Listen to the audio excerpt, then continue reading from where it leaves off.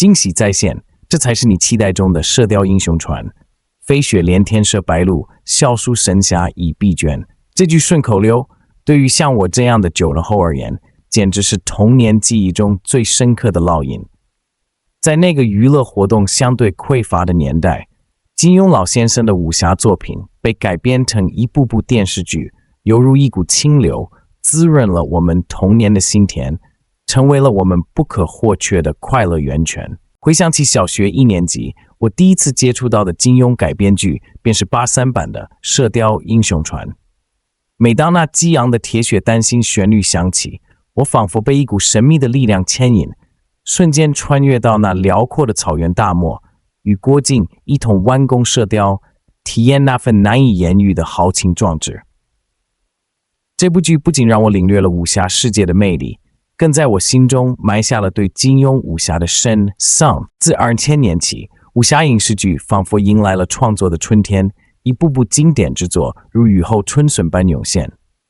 笑傲江湖》、《天龙八部》、《神雕侠侣》、《倚天屠龙记》，这些作品如同自助餐般琳琅满目，让我这个武侠迷大饱眼福，陪伴我度过了整个童年时光。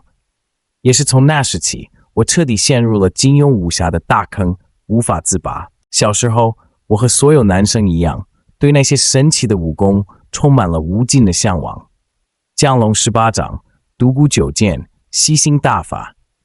这些名字听起来就霸气十足。每当看到主角们施展这些绝世武功时，我都激动得热血沸腾，恨不得自己也能学会1-2招，出去行侠仗义，成为江湖中的一代大侠。然而，随着年岁的增长，我不再满足于仅仅通过电视剧来感受武侠世界的魅力，开始疯狂地啃读金庸的原著。金庸老爷子的文笔堪称一绝，读他的书就像品尝一杯香醇的美酒，越品越有味。他的文字不仅描绘了一个个鲜活的武侠世界，更蕴含了深刻的人生哲理和家国情怀。然而，随着时间的推移，武侠影视剧的创作高峰期逐渐过去，后来的翻拍作品往往令人大失所望，剧情魔改，特效廉价，完全失去了武侠剧应有的韵味，变成了披着武侠外衣的肥皂偶像剧。对于像我这样的老粉来说，这些作品简直无法入眼。但就在最近，徐克导演的《射雕英雄传》侠之大者却成功吸引了我的注意。作为一名从小就痴迷武侠，对射雕原著倒背如流的资深影迷，我在观看这部电影时，情怀滤镜简直厚得能当城墙。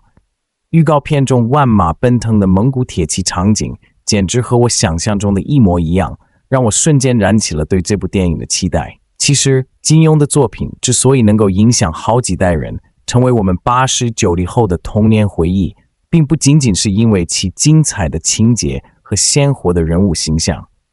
在我看来，金庸作品真正的魅力在于其蕴含的家国情怀、民族大义和哲学思想。他将武侠故事放在历史的大舞台上，跳出了传统武侠小说的小江湖格局，上升到了国家民族的高度。通过武侠故事来讲述家国大义、忠孝仁义以及中华民族传承千年的精神信念，这才是金庸作品能够深入人心的关键所在。《射雕英雄传》作为金庸的代表作之一，其故事情节和人物形象都极为丰富和立体。故事开篇便介绍了郭靖和杨康这两个男主角的身世背景，他们的父亲郭啸天和杨铁心都是忠良之后，因结识全真妻子之一的丘处机而结缘。丘处机为两家未出生的孩子取名郭靖、杨康，寓意让后人记住靖康之耻的历史教训。在郭靖出生的近100年前，女真完颜族建立了金国，灭亡了契丹辽国和北宋王朝。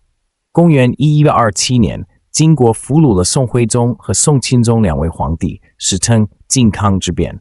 北宋灭亡后，南宋建立，与金国以淮水和大散关为界，年年向金国进贡。而射雕的故事便发生在南宋末年这个动荡不安的时代背景下。郭靖和杨康的命运因各自的成长环境而截然不同。郭靖在母亲李萍的抚养下长大成人，从小就对金人充满了仇恨。而杨康则因母亲包惜若没有告诉他汉人身份，以金国王子为荣，最终走上了不归路。郭靖在蒙古统一的过程中立下了赫赫战功，被封为金刀驸马，而杨康则因贪图荣华富贵、认贼作父而落得个悲惨下场。《射雕英雄传》的明线是郭靖的成长历程和江湖冒险故事，而暗线则是成吉思汗的崛起和蒙古帝国的扩张。郭靖在中原闯荡的过程中，结识了黄蓉和天下五绝等高手，并在他们的帮助下不断成长。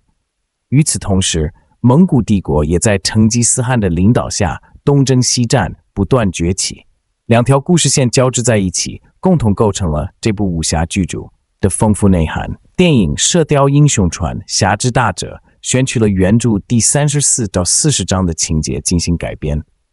这部分情节是郭靖心路历程转变的关键阶段。在经历了桃花岛的巨变后，郭靖回到蒙古大军中担任方面军司令，随军西征花剌子模。在黄蓉的帮助下，他研习了岳飞的五木遗书，学会了高深的兵法，最终攻克了撒马尔罕城，并报了杀父之仇。然而，在西征的过程中，郭靖也亲眼目睹了蒙古大军屠城的残酷场景，开始反思自己的行为是否正确。成吉思汗统一蒙古后，便开始攻打金国。金国与蒙古之间的恩怨由来已久。金国崛起后，虽然灭亡了辽和北宋，但并未将蒙古高原纳入版图。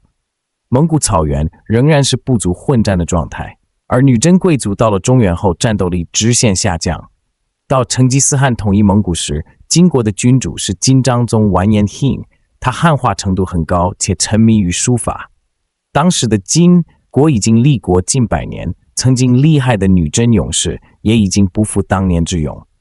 为了防止蒙古崛起，金国还搞了个减丁政策，每隔3年就派骑兵去蒙古草原屠杀牧民，因此蒙古对金国恨之入骨。在成吉思汗攻打金国的过程中，郭靖因忠于宋朝而陷入了忠孝两难的境地。虽然他不想背叛宋朝，但又担心母亲的安危。关键时刻，李平用自己的生命给儿子上了最后一课。他告诉郭靖要忠于故国，不能成为卖国奸贼。说完便自杀身亡了，这也彻底断了郭靖和蒙古的联系。从这时候起，侠之大者，为国为民的信念就在郭靖心里扎了根。其实原著里还有一段很感人的描写，哲别和蒙古兵都知道郭靖的忠义之举，宁愿被责罚也不愿抓他。拖雷明知郭靖以后会和蒙古为敌，还是送他1000两黄金当盘缠，并放他南归。母亲的死以及哲别和拖雷的情谊，让郭靖明白了什么是大义和忠孝之道。多年后，郭靖守卫边关，独闯蒙古大营，怒斥忽必烈时，肯定想起了自己的母亲和那段刻骨铭心的经历。他坚守着侠之大者的信念，为神州千万老百姓而战。而这也是电影《射雕英雄传·侠之大者》所要传达的核心精神所在。金庸的原著本就精彩绝伦，再加上徐克导演的精心改编和拍摄，使得这部电影在还原历史氛围和战争场景方面做得非常出色。它避免了以往射雕影视作品在格局和深度上的局限，将金庸武侠的精神内涵展现得淋漓尽致。从我个人的角度来看，预告片中的金戈铁马、蒙古铁骑以及那些鲜活的角色形象，都和我想象中的一模一样。这部电影不仅让我再次感受到了金庸武侠的魅力所在，更让我对家国情怀和民族大义有了更深刻的理解。《射雕英雄传·侠之大者》即将在大年初一上映，新年第一天，不妨带上家人朋友一起去电影院走进金庸的武侠世界吧，去感受那份豪情壮志和浪漫情怀吧，让这部电影成为我们新的一年里一个美好的开端。